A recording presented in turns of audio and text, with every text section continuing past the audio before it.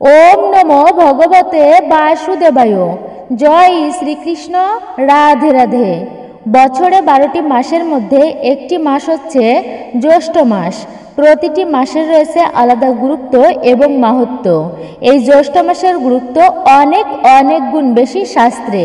এই জ্যৈষ্ঠ মাসে ভগবান শ্রীবিষ্ণু, সূর্য দেবতা আর হনুমানজির বিশেষ পূজা অর্চনা করা হয়। জ্যৈষ্ঠ মাসের প্রতিটি মঙ্গলবার বিশেষভাবে পালন করা উচিত প্রত্যেকের, কারণ মঙ্গলবার হনুমানজির পূজা করা হয়। জ্যৈষ্ঠ মাসের প্রথম মঙ্গলবারকে বড় মঙ্গলবার বলা হয়। এই পবিত্র জ্যৈষ্ঠ মাসে কিছু কার্য যেমন জীবনে অখণ্ড সৌভাগ্য ভরিয়ে দেয়, তেমনি এই মাসে কিছু ভুলও আমাদের জীবনে দুর্ভাগ্য বয়ে আনে। কারণ এই জ্যৈষ্ঠ মাসে আমাদের সকলের কর্মফলদাতা শনিদেবের জন্ম এবং এই জ্যৈষ্ঠ মাসে হনুমানজির সাথে ভগবান শ্রী রামচন্দ্রের প্রথম দেখা হয়েছিল। তাই এই মাসে কোন সময়ে ভুলেও আপনারা তুলসী বৃক্ষে জল দেবেন না এবং এই সময়ে আপনাদের বাড়ির ঠাকুর ঘরে ভুলেও এই জিনিসগুলো রাখবেন না। এই মহাপুণ্যের মাস চলাকালীন প্রদীপের মুখ কোন দিকে দিলে গৃহের অশান্তি দূরীভূত হয়, দুর্ভাগ্য নাশ হয় এবং আর্থিক ভাগ্যের উন্নতি হয়। আজকের ভিডিওর তথ্যসমূহ খুবই গুরুত্বপূর্ণ, প্রতিটি সনাতনীদের জানা প্রয়োজনীয়। নমস্কার, আমি দীপা।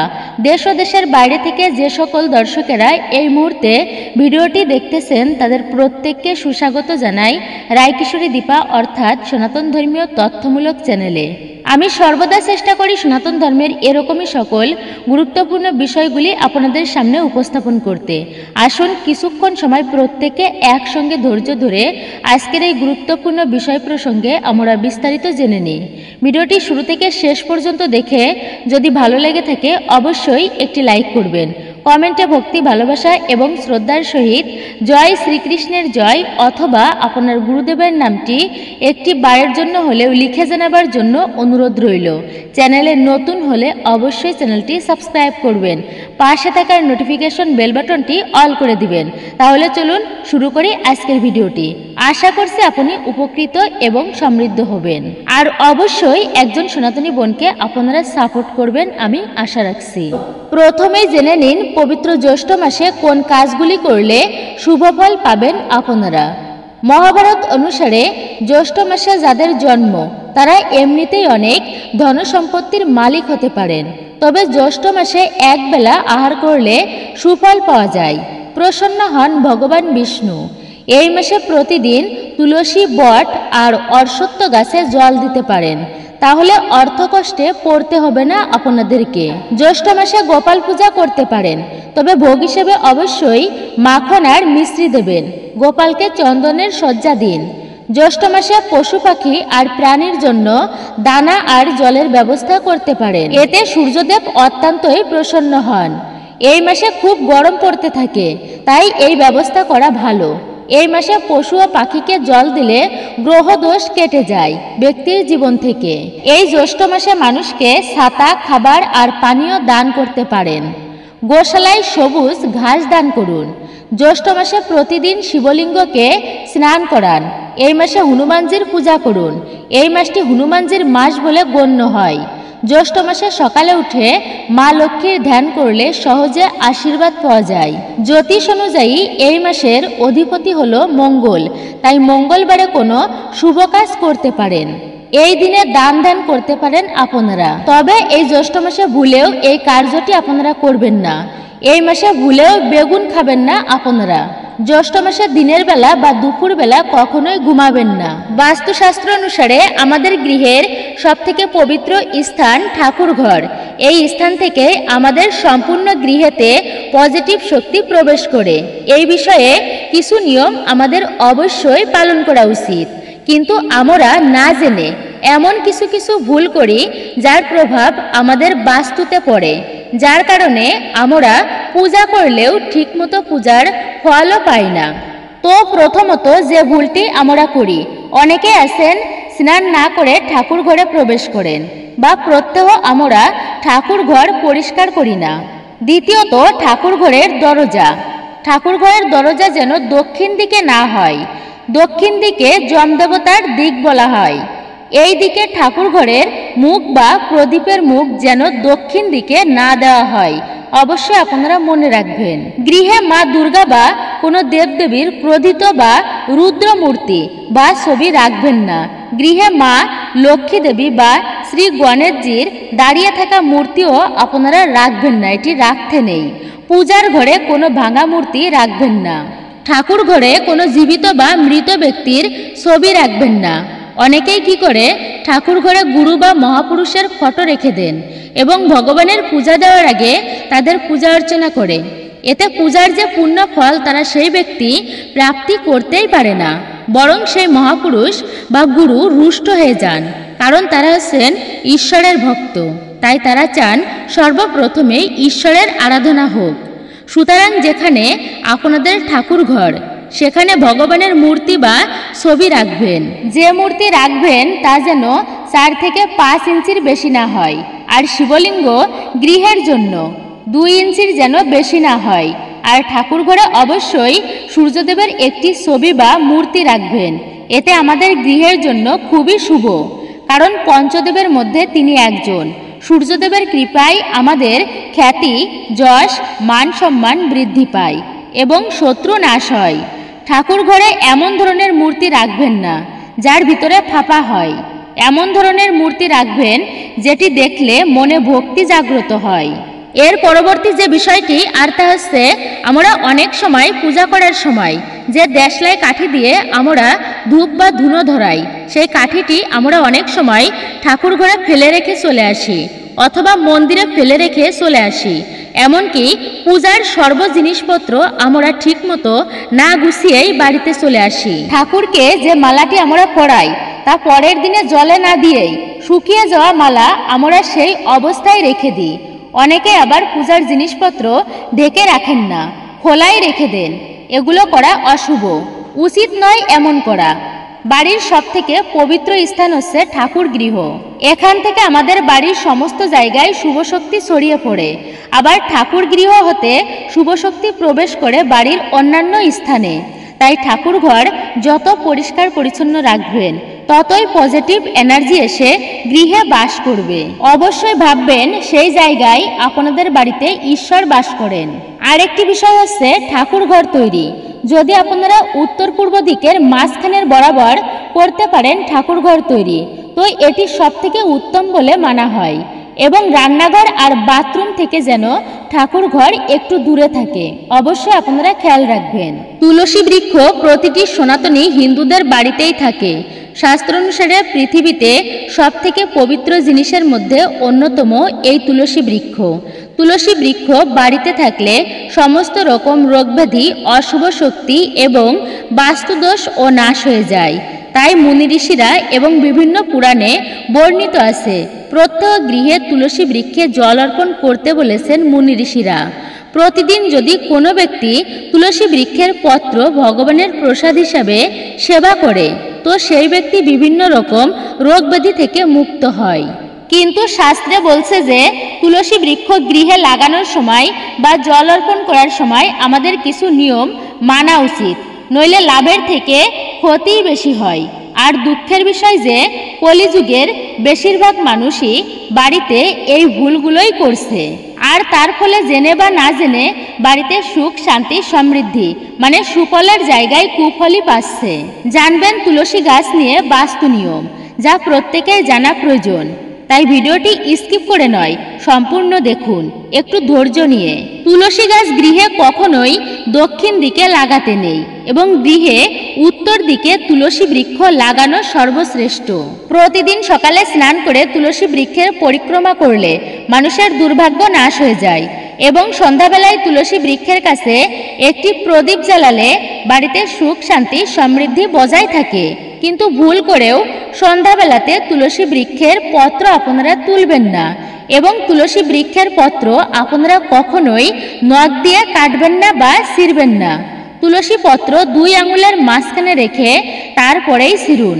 ভগবান শ্রীকৃষ্ণ, ভগবান বিষ্ণুর বা তাদের অবতারদের আপনারা তুলসী পত্র অর্পণ করবেন, কিন্তু ভুলেও আপনারা মহাদেব, মা দুর্গা, শ্রী গণেশকে তুলসী পত্র অর্পণ করবেন না।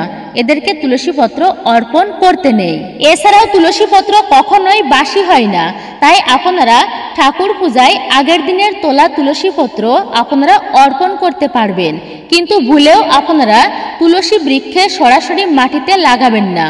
সর্বদাই কোনো পাত্রে, যেমন গামলা, বালতি অথবা তুলসী মঞ্চের মধ্যে আপনারা তুলসী বৃক্ষ লাগাবেন। আসুন এবার জেনে নিই যে কোন গৃহে তুলসী বৃক্ষ লাগাতে নেই এবং কোন মহিলাদের তুলসী বৃক্ষে কখনোই জল অর্পণ করতে নেই। আমরা প্রত্যেকেই জানি যে ভগবান শ্রীকৃষ্ণ এবং শ্রীমতী রাধারানীর অত্যন্ত প্রিয় হচ্ছে এই তুলসী বৃক্ষ, মানে তুলসী মহারানী। তুলসী পত্র ছাড়া ভগবান শ্রীকৃষ্ণ ও ভগবান শ্রীবিষ্ণুর পূজা কখনোই সম্পূর্ণ হয় না। তো প্রতিটি সনাতনীদের গৃহে বা যে সমস্ত ব্যক্তিরা ভগবান শ্রীকৃষ্ণের ভক্ত, আপনাদের গৃহে অবশ্যই তুলসী বৃক্ষ লাগানো উচিত এবং এরই সাথে তুলসী বৃক্ষের পূজা অর্চনা ও জল অর্পণ করা উচিত। এতে মা তুলসী অত্যন্তই প্রসন্ন হন এবং সেই গৃহে সদা সর্বদাই সুখ, শান্তি, সমৃদ্ধি বজায় থাকে। কারণ মাতা তুলসী হচ্ছেন পরম বৈষ্ণবী এবং ভগবান শ্রীকৃষ্ণের পরম ভক্ত ও পরম সখী। তাই ভগবান শ্রীবিষ্ণু যেমন তামসিক গুণ একেবারেই পছন্দ করেন না, তেমনি যেই গৃহে বেশি মাত্রায় তামসিক কার্যগুলো হয় সেই গৃহেও কিন্তু কখনোই তুলসী বৃক্ষ লাগাতে নেই। মানে যে সমস্ত গৃহে মদ, মাংস খেয়ে তুলসী বৃক্ষ শুয়ে ফেলে, কোনো নিয়ম কানুনই মানে না, এমন গৃহে তুলসী বৃক্ষ না লাগানোই ভালো। কারণ এসব কাজের ফলে মাতা তুলসী অত্যন্তই রুষ্ট হয়ে যান, আর এর ফলে সেই গৃহে কিন্তু দুঃখ দুর্দশা লেগেই থাকে ও চরম আকারে দারিদ্রতা দেখা দেয়। এবং মায়েদের অর্থাৎ মা বোন দিদিদের বিশেষ অপবিত্র অবস্থায়, মানে ঋতুমতী অবস্থা চলাকালীন আপনারা এই সময়ে তুলসী বৃক্ষে জল অর্পণ করবেন না। এবং যে সমস্ত নারীরা চরিত্রহীন বা দুষ্ট প্রকৃতির মহিলা, তাদেরও তুলসী বৃক্ষে কখনো জল অর্পণ করতে নেই। কারণ তুলসী মা হচ্ছেন একজন পবিত্র দেবী এবং ভগবান শ্রীকৃষ্ণের পরম ভক্ত। অন্যের সাথে ছলচাতুরি করে অপরের পরিবারের মধ্যে অশান্তির সৃষ্টি করে এমন স্ত্রীদেরও কিন্তু কখনোই তুলসী মায়ের পূজা অর্চনা করতে নেই। এতে শুভ ফল প্রাপ্ত করার পরিবর্তে অশুভ ফলই প্রাপ্ত হয়। আমাদের সনাতন হিন্দু ধর্মে প্রদীপকে খুবই গুরুত্ব এবং প্রাধান্য দেওয়া হয়েছে। এরই সাথে বলা হয়েছে যে প্রদীপ জ্বালানো বা ধরানোর কিছু নিয়ম পালন করা উচিত। বলা হয় প্রদীপ মানুষের জীবনে অন্ধকার থেকে আলোর পথে নিয়ে যায়। প্রদীপ আমাদের বাড়ি থেকে দুঃখ, দারিদ্রতা নাশ করে, কিন্তু মানুষ এগুলো না জেনেই প্রদীপ জ্বালানোর সময় এমন কিছু ভুল করে ফেলে যার জন্য এর সুফল প্রাপ্ত হয় না। তাই যদি ঠিকমতো গৃহে প্রদীপ ধরান তো এতে আমাদের জীবনে পরম সৌভাগ্যের উদয় হয়, পরিবারের সুখ শান্তি অটুট থাকে। এতে যদি গৃহে কোনো অশুভ শক্তি থাকে তাও এই উপায়ে নাশ হয়ে যায়। প্রদীপ ধরানোর গুরুত্বপূর্ণ নিয়ম কি এবং প্রদীপ থেকে প্রাপ্ত হওয়া কিছু শুভ আর অশুভ সংকেত। প্রদীপ ধরানোর সবথেকে শুভ সময় হচ্ছে ভোর 5টা থেকে সকাল 10টা এবং বিকাল 5টা থেকে 7টার মধ্যে। সন্ধ্যাবেলায় তুলসী বৃক্ষের গোড়ায় এবং বাড়িতে একটি প্রদীপ যদি ধরানো যায় এতে মানুষের দুর্ভাগ্যের নাশ হয়। যখন প্রদীপের আলো ঠাকুরের মূর্তিতে ঠেকিয়ে প্রফলিত হয়ে আমাদের শরীরে এসে পড়ে তখন সেই তেজ আমাদের দুর্ভাগ্যের নাশ করে দেয়। বাড়িতে অশুভ শক্তি এবং শরীরে বিভিন্ন জীবাণু এতে নাশ হয়ে যায়। আপনাদের গৃহে কখনোই ভাঙা প্রদীপ জ্বালাবেন না। যখন ঠাকুরের নিকটে আপনাদের মনোবাসনা মনস্কামনা জানাবেন অবশ্যই তেলের প্রদীপ ঠাকুরকে অর্পণ করবেন। এবং একটি জিনিস আপনারা খেয়াল রাখবেন যেন পূজা করার সময় কখনোই প্রদীপটি নিভে না যায়। কখনোই ওই প্রজ্বলিত প্রদীপটি মাটিতে ঠেকিয়ে রাখবেন না। আর মূলত কথা হচ্ছে যে প্রদীপটি প্রথমে ধরিয়েছেন বা একটি প্রদীপ থেকে অন্য প্রদীপ আপনারা ধরাবেন না। আর আপনাদের বাড়ির দক্ষিণ দিকে কখনোই প্রদীপের শিখা দেবেন না, কারণ ওই দিক হলো ধর্মরাজ যমরাজের দিক। এই দিকে তখনই প্রদীপ জ্বালাতে হয় যখন আমাদের গৃহে কেউ মারা যায়। এর পরবর্তী হচ্ছে আপনি পূজা করতে বসেছেন বা পূজা করছেন, এমন সময় হঠাৎই যদি আপনাদের গৃহে প্রদীপের আলো বেড়ে যায় এটি আপনাদের বাড়িতে সুখ শান্তির আগমন হওয়ার আপনাদেরকে সংকেত দিচ্ছে স্বয়ং ভগবান। যদি প্রদীপের আলো হঠাৎ করেই অকারণে নিভে যায়, তো এমনটা হচ্ছে আপনাদের গৃহে অভাব কিছু ঘটার বা দুঃখ দারিদ্রতা আসে, এমনই ইঙ্গিত। তাই শাস্ত্র অনুসারে পূর্ব বা উত্তর দিকে প্রদীপের মুখ বা শিখা দেওয়া উচিত। এদিকে প্রদীপের মুখ দিলে গৃহে সুখ শান্তি সমৃদ্ধি আসে, আর্থিক সমৃদ্ধি লাভ হয়। হনুমানজিকে বলা হয় কলিযুগের একমাত্র জীবিত দেবতা, যাকে চোখে দেখা যায়। এই কলিকালেও মর্তের 5 স্থানে হনুমানজির দর্শন পাওয়া যায়। তার আরাধনা করলে মনের সব সংশয় দূরীভূত হয় এবং নিজের ভক্তদের সর্ববিপদ থেকে রক্ষা করেন বজরংবলী। হনুমানজিকে মহাদেবের এক অবতার মনে করা হয়। শিবের মতো বজরংবলীও অত্যন্ত অল্পেই তুষ্ট হন, ভক্তের মনোবাসনা পূর্ণ করেন তিনি। আপনার উপর যদি ঋণের বোঝা থাকে এবং দিন দিন আরও বেশি করে ঋণের জালে জড়িয়ে পড়তে থাকেন আপনি, তাহলে মঙ্গলবার রাতে এই কাজ করলে ঋণের দায় থেকে মুক্তি পেতে পারেন। মঙ্গলবার সন্ধ্যাবেলায় স্নান সেরে দক্ষিণ দিকে মুখ করে বসুন, তারপর বজরংবলীর ধ্যান করুন, তারপর ঋণ মোচনকারী মঙ্গল স্তোত্র জপ করুন। এই কাজ করলে ধীরে ধীরে আপনার উপর থেকে ঋণের বোঝা সরে যাবে হনুমানজির কৃপায়। যদি আপনি অশুভ শক্তির ভয় পান, তাহলে মঙ্গলবার সন্ধ্যাবেলায় বজরংবলীর পূজা অর্চনা করুন এবং 108 বার ওম হনুমতে নমঃ এই মন্ত্রটি জপ করুন। কোনো অন্যায় না করেও যদি আপনার মনে কারাবাসের আশঙ্কা গ্রাস করে, তাহলে প্রত্যেক মঙ্গলবার রাতে বজরংবলীর পূজা করে সুন্দরখণ্ড পাঠ করা উচিত। মঙ্গলবার থেকে শুরু করে একটানা 21 দিন এই কাজ করুন। আপনার উপর থেকে সমস্ত আইনি জটিলতা কেটে যাবে যদি হনুমানজির কৃপা হয়। যদি আপনাদের জন্মছকে রাহু, কেতু, শনি ও মঙ্গল অশুভ প্রভাব বিস্তার করলে প্রত্যেক মঙ্গলবার সন্ধ্যাবেলায় হনুমান মন্দিরে যান ও বজরংবলীর সামনে বসে সুন্দরখণ্ড পাঠ করুন। তারপর লাল ফুল নিবেদন করে হনুমানজির পূজা অর্চনা করুন। তারপর আপনার সমস্যার কথা হনুমানজির কাছে আপনি তা নিবেদন করুন। এভাবে একটানা 11টি মঙ্গলবার এই কাজ করতে পারলে আপনার উপর থেকে গ্রহের অশুভ প্রভাব কেটে যাবে। হরে কৃষ্ণ কৃষ্ণ কৃষ্ণ হরে হরে, হরে রাম রাম রাম হরে হরে। জয় শ্রীকৃষ্ণ, রাধে রাধে। এই ছিল আমাদের আজকের ভিডিওটি আপনার কাছে কেমন লাগলো তা কমেন্ট করে নিজের মতামত অবশ্যই জানাবেন। যদি ভালো লেগে থাকে তাহলে একটি লাইক করবেন। কমেন্টে ভক্তি, ভালোবাসা ও শ্রদ্ধার সহিত জয় শ্রীকৃষ্ণের জয়, জয় হনুমানজির জয় অথবা আপনার আরাধ্য দেব বা দেবীর নামটি একটি বারের জন্য হলেও লিখে জানাবার জন্য অনুরোধ রইল। চ্যানেলে নতুন হলে অবশ্যই চ্যানেলটি সাবস্ক্রাইব করবেন, পাশে থাকার নোটিফিকেশন বেল বাটনটি অল করে দিবেন। তাহলে সকলে ভালো থাকুন, সুস্থ থাকুন, পরম করুণাময় ঈশ্বরের অশেষ কৃপায়। তো আপনাদের সাথে আবারও দেখা হবে নতুন কোনো ভিডিওর বিষয় নিয়ে।